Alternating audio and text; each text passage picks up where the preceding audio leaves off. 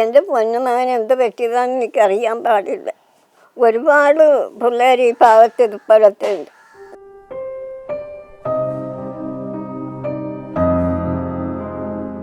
വഴിയോരങ്ങളിലും കളിക്കളങ്ങളിലുമൊക്കെ കൈകാലുകൾ തളർന്ന കുഞ്ഞുങ്ങൾ, ബുദ്ധിമാന്ദ്യമുള്ള കുട്ടികൾ, കാഴ്ചകൾ നിഷേധിക്കപ്പെട്ടവർ, ഒരായുസിന്റെ മുഴുവൻ ശാപവും പേറി ജീവിക്കേണ്ടി വരുന്ന രക്ഷകർത്താക്കൾ, ഹൃദയം നുറുങ്ങുന്ന കാഴ്ചകളായിരുന്നു കോടംതുരുത്ത് നടത്തിയ അന്വേഷണത്തിൽ നിന്നും പകർത്താനായത്.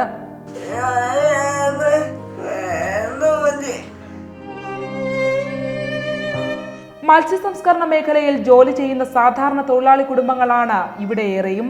ഇവർക്ക് തങ്ങളുടെ കുഞ്ഞുങ്ങൾക്ക് എന്ത് സംഭവിക്കുന്നുവെന്ന് ഇതുവരെ തിരിച്ചറിയാനായിട്ടില്ല. ആരോഗ്യവകുപ്പും മാറി മാറി വന്ന സർക്കാരുകളും കോടംതുരുത്തിനെ കാണാതെ പോയി. ഫലമോ തലമുറകളായി കോടംതുരുത്ത് ഗ്രാമം ഭിന്നശേഷിയുള്ള കുഞ്ഞുങ്ങളുടെ തറവാടായി തുടരുന്നു. അതിഭീതിതമായ ഈ അവസ്ഥയെക്കുറിച്ച് പഞ്ചായത്ത് അധികൃതർക്കും ബോധ്യമുണ്ടെന്നത് ഞങ്ങളെ ഞെട്ടിച്ചു. ഇത്രയും വർഷക്കാലമായി എന്ത് നടപടി സ്വീകരിച്ചു എന്നതിന് പഞ്ചായത്തിന്റെ ഭാഗത്തു നിന്നുള്ള മറുപടി മൗനമായിരുന്നു. ഇവിടെ ഒരു 4 വീട് എടുത്തു കഴിഞ്ഞാൽ അതിൽ ഒരു വീട്ടിലെ ഒരു കുട്ടിക്ക് ഭിന്നശേഷിയുള്ളവരാണ്.